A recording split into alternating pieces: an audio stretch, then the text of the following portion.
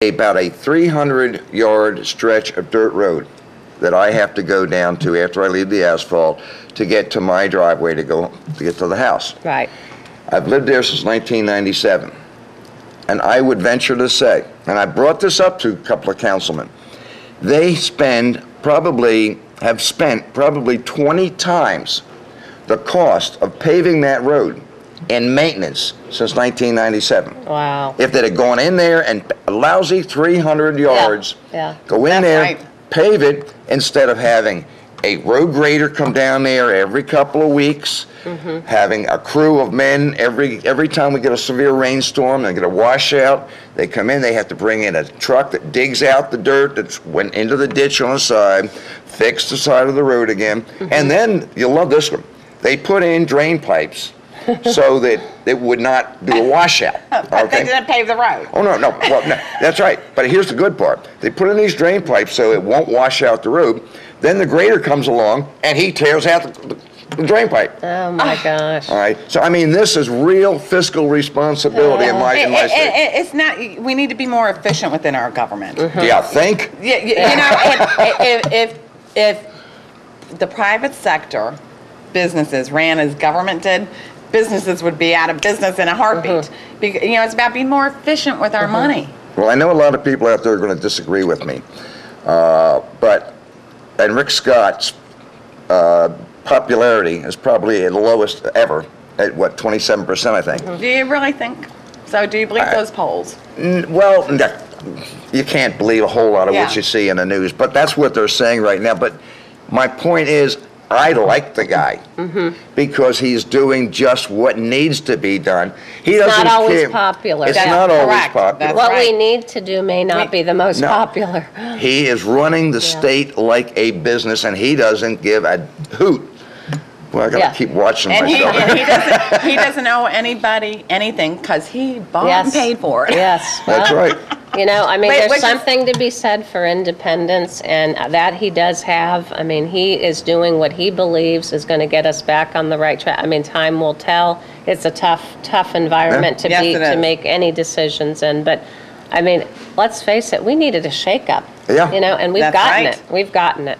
We need that, you know, we're Volusia County, and that's basically what we're concerned about. Yeah. But this goes right on up the ladder. Oh, yeah. Because some of these people we train them here, and then they move up the ladder. Yeah. And all government is local. You know, people are concentrating on what's happening in D.C. and at the state level, but they're not looking in their own backyard. What D.C. doesn't pass, they're starting to pass it here at the local levels. And we must concentrate on what happens in our own backyard because we haven't been watching it. No question about it.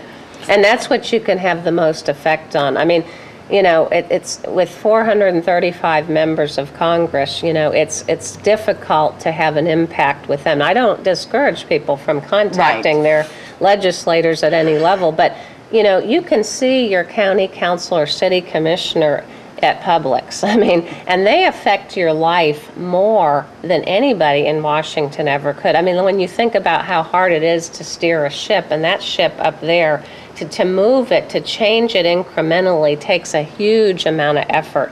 Down here, you have 5 or 7 people to talk to, and they're right in your backyard, and they're taxing you to death already right here, and they're the ones controlling your garbage rates, your water rates. Those are things that affect your everyday living. I can't understand why folks wouldn't want to go once a year, check out what's happening at their budget hearings with their local government. And, you know, all the budgets are online right now. That's right. I've had a lot of people say, well, I'm not a CPA, I don't understand. You know, it doesn't take a lot of anything but common sense to look down and see, you know, how much money was spent perhaps on consultants. And, you know, I'm not a big fan of consultants, I'll just tell you. Let me tell you. I mean, millions and millions of dollars. We hire these people. Why do we have these executives working in county or city government if they're not the best people and the minds that can sit around a table and solve? Once in a while, you do need an expert opinion on something very specialized. But, you know, millions of dollars. And that's exactly right, Maureen. When I was campaigning, I met so many great people. Oh, yes. And we have a wealth of knowledge in the community. Oh, yes. And I'm sure a lot of the people that are experts in their fields, advisory boards would come forward and consult with the cities or counties for nothing. They wouldn't want that. You and I were on that. No, they have to pay it. You and I were on that campaign trail together for 8 months. Yes, we were. We went to many forums, and there was 2 points that I brought up at each one, if you remember. When is the last time you saw one of these candidates, and when will you see them again? Yeah. Good point. This election, next election. That's right. Yeah, well, here we are. Yeah. We're still here. The other point, there was one of the candidates was on the trail. Every time she was asked a question that we were all asked, we were all asked the same questions, her answer was the same in every case. Well, we'll have to take that to committee. We'll have to get a study group. We'll have to look at this. And you know what? She's the one that got elected. It really ticks me off. I know. Well, you know, we need, people, we need to elect people that, like you said, Maureen, that, have the political will and courage to do what's right, even though it's not popular. Right. And it's tough. It's tough to do that. Yeah, I've been there, done that. It's very tough. And I hope the people wake up because, at our county council, what faces changed at the county level last year? Not really. I mean, we've got to get away from rubber stamping what the staff does. And, I'm somebody who's been on record that's never really supported term limits. And there's a reason for that, because it's done is emboldened and empowered our staff, bureaucratic levels of government to get, out of hand. I mean, because they're there through thick and thin no matter what changes occur on these elected boards. I'm for term limits if we can term limit the staff. Because, the top brass in federal, state, and local they're the ones controlling our agendas. And they become very powerful. Yes. Staff is only half the word. You forgot the second half. Infection. Staff infection. Okay, gotcha. And here's another point. We elect officials to do the right thing for us. And what do? They sit at home or sit in their ivory tower and they tell staff, you go over there and you do this, you go over there, you come back and tell me what I'm supposed to do. No. We didn't elect them to do that. No. We elect people, we should be electing people to represent us. That's how our country was founded, on representative government, electing people we trust to do our homework. Yes. Not the government doing our homework. We've got all kinds of staff protecting government interests. Fine and dandy. What about the 5 or the 7 on these boards, on these councils or commissions that are supposed to look out for the... I tell you, if people really want to take back their government, we can do it very easily by putting people in there that will commit to doing their own homework, being accountable to the people, reporting back to the people, and being transparent, open to whatever it is they're doing.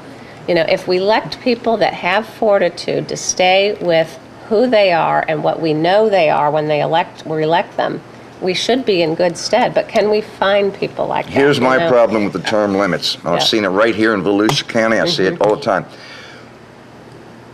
They forget after a period of time how they got there and why they're there.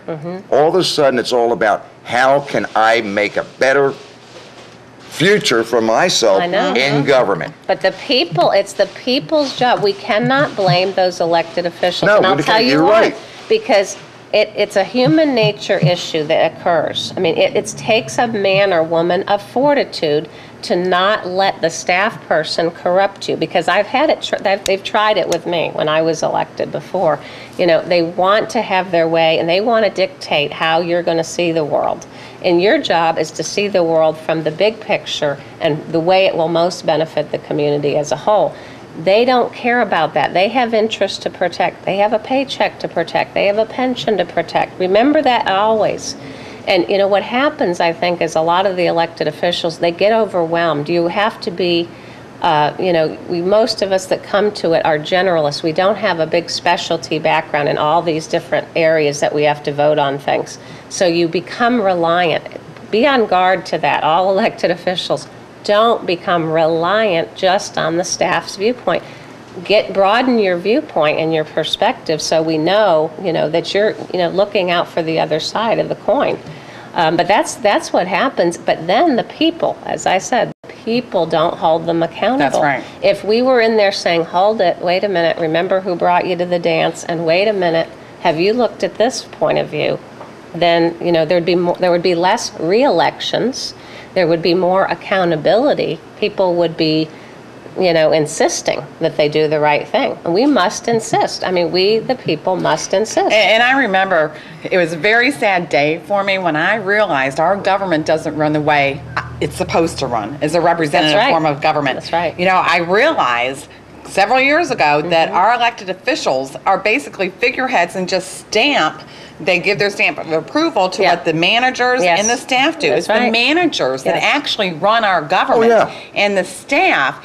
And guess what? We don't elect them. Right. And so they're not held accountable. That's my point. The only way we can is if we unelect those that we send. Right. And the council and the mayors are supposed to be setting the vision for the city or for the county, and it's the staff and manager that's supposed to implement that vision. But the way I see it happening is the opposite way around. Absolutely. The staff and the manager implements the vision and gets the councils to approve it. The tail is wagging the dog. Right. That's not how it's supposed to work. No. And it was a very sad day for me when I realized that. Yeah, I know. And like you said, Maureen, people need to get involved. It's really our decision. I know. It's our fault. We need, and it's really sad because a lot of good people don't run for office. Well, they won't because, won't. it's the old saying, I think it was Roosevelt or whoever said it, they'll say you stole a horse and dang near prove it, that you didn't steal a horse. Yeah. But they will say you did it, and they'll almost prove you did it, because if you're not a rubber stamp, let's face it, you are an enemy of the establishment. That's right.